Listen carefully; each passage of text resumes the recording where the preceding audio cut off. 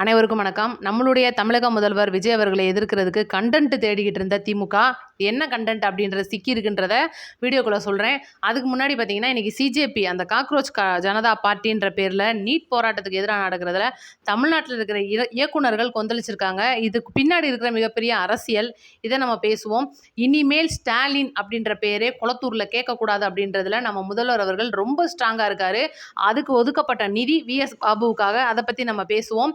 இன்னைக்கு பார்த்தீங்கன்னா இந்த லாக்அப் டெத் அப்படின்றது மிகப்பெரிய ஒரு விஷயமா போயிட்டு இருக்கு. கன்னியாகுமரியில் ஒன்று நடந்துச்சு, சென்னையில் ஒன்று இயற்கையாக மாரடைப்பால் நடந்துச்சு. ஆனால் ஒட்டுமொத்த பழியும் நம்ம முதல்வர் விழுந்துச்சு. இன்னைக்கு அருணாச்சலம் அப்படின்ற பையன் தூத்துக்குடி அந்த ஏரியா சுற்றியே சில விஷயங்கள் நடக்குது அப்படின்னா அதுக்கு காரணம் என்ன? இன்னைக்கு எம்எல்ஏ விளாத்திக்குளம் கூடிய எம்எல்ஏ பார்த்தீங்கன்னா மார்க்கண்டேயன் உள்ள இருக்கிறாப்புல, கீதா ஜீவன், அனிதா ராதாகிருஷ்ணன் போன்றோர் இருக்கும் இந்த இடத்துல செய்யப்பட்டிருக்கிற இந்த ஒரு விஷயம் அப்படின்றது இயற்கையா செயற்கையா, அந்த பையனுக்கு என்னாச்சு, காவல்துறை கொடுத்த உண்மையான CCTV தானா அப்படின்னு நிறைய விஷயத்த பேச போகிறோம். சேனலுக்குள்ளே வந்தவங்க லைக் அண்ட் சப்ஸ்கிரைப் பண்ணிடுங்க. உங்களுடைய கருத்துக்களை மறக்காமல் கமெண்ட்டில் சொல்லிடுங்க. யாரெல்லாம் படம் பார்த்துட்டீங்களோ கமெண்ட்டில் சொல்லுங்கள். ஏன்னா ஒரு படம் அப்படின்றதுல கொண்டாட்டத்தை தாண்டி படம் நல்லா இருக்குன்னா நல்லா இருக்கு, நல்லா இல்லைனா நல்லா இல்லை, காசு போச்சுன்னு பதறிட்டு போகிற கூட்டத்தை விட அழுதுட்டு வர்ற கூட்டத்தை நீங்கள் நான் ரொம்ப அதிகமாக பார்த்துருக்கேன். எல்லாரும் நம்ம நிறைய பேர் கமெண்ட்டில் கேட்டிங்களா படத்துக்கு போகலையான்னு. இதோ கிளம்பிட்டே இருக்கேன். அதனால தான் உங்களுக்கு அதுக்கு முன்னாடி ஒரு வீடியோக்காக வந்திருக்கோம். அதனால் ஸ்கிப் பண்ணாமல் பார்த்துட்டு நம்ம சேனலில் 4 பேருக்கு ஷேர் பண்ணிடுங்க. முக்கியமான விஷயம் இன்றைக்கி பார்த்தீங்கன்னா முதல்வர் அவர்களை எதிர்த்து பேசிக்கிட்டு இருக்கிற இந்த உதயநிதி பார்த்தீங்கன்னா இந்த ஒரு லாக்அப் டெத் அப்படின்றது நடந்திருக்குன்ற பேரில் செயற்கையாக சித்தரிக்கப்பட்ட அருணாச்சலத்துடைய உயிரிழப்பு வழக்கு அப்படின்றத நீங்களாம் எப்படி கொண்டாடுறீங்க அப்படின்ற மாதிரி நம்ம தமிழக மக்களாகிய நம்மளை பார்த்து கேட்டிருக்காரு. இங்கே இறந்தவனுடைய குடும்பம் அவனோட உயிர் போயிருச்சுன்னு சொல்லிட்டு அழுதுகிட்டு இருக்கேல, நீங்கள் ஜனநாயகன் படத்தை பார்த்து அழுதுகிட்டு இருக்கீங்களான்னு ஒட்டுமொத்த தமிழக மக்களின் உணர்வுகளை புண்படுத்துகிற விதமாக இந்த உதயநிதி பேசியிருக்கிறதுக்கு முதல்ல நம்ம கண்டனத்தை தெரிவிச்சே ஆகணும். ரைட்டா? இப்போ பார்த்தீங்கன்னா இந்த பையன் உயிரிழந்துட்டான். அந்த பையனுக்கு தேவையான எல்லா உதவியும் அரசு சாலையிலேருந்து செய்ய போகிறாங்கன்றது 2வது விஷயம். முதல்ல காரணத்தை கேடுங்க. அந்த பையன் வந்து சட்டவிரோதமாக மது வித்திருக்காப்புலன்னு சொல்லிட்டு 17ஆம் தேதி காவல் நிலையத்துக்கு கூட்டிகிட்டு போகிறாங்க. காலையில் 8 மணிக்கு அந்த CCTV காட்சி வந்து வெளியிட்டிருக்கிறதா காவல்துறை சொல்லியிருக்காங்க. அந்த பையன் மயங்கி விழுந்துடுறது ஈஸியாகவே நம்மளுடைய காவல்துறையோட CCTVயில் தெரியுது. ரைட்டு? மயங்கி விழுந்த உடனே என்ன பண்ணுறாங்க, ஹாஸ்பிட்டலுக்கு கூட்டிகிட்டு போகணுன்றதை தாண்டி அந்த பையனோட குடும்பத்தாருக்கு சொல்லிடுறாங்க. குடும்பத்தார் தான் ஹாஸ்பிட்டலில் சேர்க்குறாங்க. ஹாஸ்பிட்டல் போனதுக்கப்புறம் திரும்ப அந்த பையன் கீழே விழுகிறான். தலையில் அடிபடுது, மிகப்பெரிய காயமாக இருக்குது. மொட்டையடித்து அந்த பையனுக்கு ஆப்ரேஷன் பண்ணுற அளவுக்கான தலையில் காயம் வந்துடுது. ஏன்னா அதை பண்ணினாதான் அந்த மண்டைக்குள்ளே என்ன பிரச்சனைனா வலிப்பு வந்துருச்சுன்னு சொல்கிற காயம், சாதாரணமாக வலிக்கு விழுந்துட்டான்னு சொல்கிற காயம், இதெல்லாம் தாண்டி அந்த பையனுடைய கடைசி வீடியோ என்னைய போலீஸ்காரங்க அடித்தாங்கன்னு சொல்லிட்டு அந்த பையன் சொல்கிறான். அந்த எகுத்தாப்புல வீடியோ எடுக்கிறவர் கேட்குறாரு, உன்னைய தலையில் அடித்தாங்களான்னு. நீங்கள்லாம் அந்த வீடியோ பார்த்துருப்பீங்கன்னு நினைக்கிறேன். அந்த பையன் ஆமான்னு தலையை ஆட்டுறான். அந்த பையனோட CCTV காவல்துறையிலேருந்து வெளியில் வந்த CCTVயில் தலையில் எந்த ஒரு காயமும் கிடையாது. மயங்கி கீழே விழுகிறான், ஹாஸ்பிட்டல் போகிறான். இதுதான் வந்து CCTVயில் இருக்கிறது. அப்போ வீடியோ எடுத்த நபர் வந்து அழுத்தி கேட்ட காரணம் ஒன்று. அப்போ வரைக்கும் வீடியோவில் நல்லா இருந்த பையன், ஆப்ரேஷன் முடிச்சுட்டு வந்து 3 நாள் நல்லா இருந்த பையன் வீடியோ பேசி முடிச்சதுக்கப்புறம் இறந்து போகிறது தான் ஒரு மிகப்பெரிய சந்தேகத்தை கொடுக்குது. ஒட்டுமொத்த தமிழகத்துக்கும் இது மிகப்பெரிய சந்தேகத்தை ஏற்படுத்துது. நம்ம கமெண்ட் பாக்ஸில் காலையில் போட்ட வீடியோவுக்கு சம்மந்தமே இல்லாமல் இதை பற்றி பேசியிருந்தீங்க, அதனால தான் ஒரு விளக்கம் கொடுத்துருவோம் அப்படின்னு. நல்லா கேட்டுக்கங்க. இது செயற்கையா இயற்கையா அப்படின்றது இன்னும் போஸ்ட்மார்ட்டத்தில் ஒரு கொஞ்ச நாளில் தெரிய வந்துடும். 2வது, இப்போ அந்த பையனோட குடும்பத்தாரெலாம் சாலை மறியல் பண்ணுறாங்க அப்படின்ற ஒரு விஷயம். அதுக்கப்புறம் தான் காவல்துறையினர் வந்து வீடியோவே வெளியிடுறாங்க. அப்போ எவ்வளோ பெரிய ஒரு விஷயம் இன்னைக்கு மறைக்கப்பட்டு மக்களுக்காக பார்வைக்கும் விடப்பட்டிருக்கு. இது வரைக்கும் எந்த ஒரு கைதியோட அந்த CCTV காட்சி அப்படின்றது வெளியில வரல. சென்னையில் ஒருத்தர் மாரடைப்பால இறந்து போனாரு அப்படின்ற ஒரு செய்தி வந்ததுக்கு அப்புறமா இது லாக்அப் டெத் இல்லைன்னு ப்ரூஃப் பண்றதுக்காக அந்த ஒரு வீடியோ வெளியிடப்பட்டது. அதே போல சபரிமர்மன் விஷயத்தையும் புழல் கைதிகள் நிறைய பேர் அடிச்சு தான் அந்த பையனை அந்த மாதிரி பண்ணிட்டாங்க அந்த மாற்றுத்திறனாளின்னு சொல்லிட்டு அப்பவும் சின்ன CCTV வந்துச்சு. அதை நம்ம பார்வைக்கு கொடுக்கல.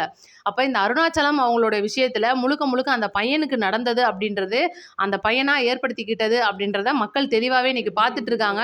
2 CCTVயில் பார்த்தீங்கன்னா ஒன்று செக்அப் பண்ணுறது, ஒன்று அந்த பையன் பேசுகிறது, அதுக்கப்புறம் லாக்அப் டெத்துக்குள்ளே வந்து மயங்கி விழுகிறது, எல்லாத்தையும் தெளிவாக பார்க்கும்போது என்னமோ நடந்திருக்கு. அது இயற்கையா செயற்கையான்றதை கூடிய சீக்கிரம் நம்ம விசாரணையில் தெரிய வந்துடும்.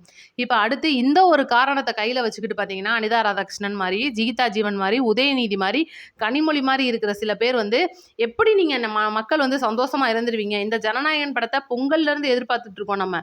6 மாதம் தாண்டி இன்னைக்கு மக்களுக்கு மக்களுக்கு இது என்ன நடந்திருக்குன்னே முதல்ல தெரியாது. படம் பார்த்துட்டு ஃபர்ஸ்ட்டு ஷோ, செகண்ட் பவுன் போயிட்டு வந்தவங்களுக்கு இந்த விஷயம் என்னன்னே தெரியாது. ஆனா, வந்தவுனே இந்த மாரி ஒரு செய்திய பார்க்கும்போது, கண்டிப்பா அந்த குபீர்னு ஒரு டக்குன்னு ஒரு மனசுக்குள்ள ஒரு பயம் வரும். என்னடா இது! நம்ம ஆட்சியில லாக்அப் டெத்தா? அப்படின்னு சொல்லிட்டு ஒரு விஷயம் தோணுது. அதுக்கான விளக்கம் தான்.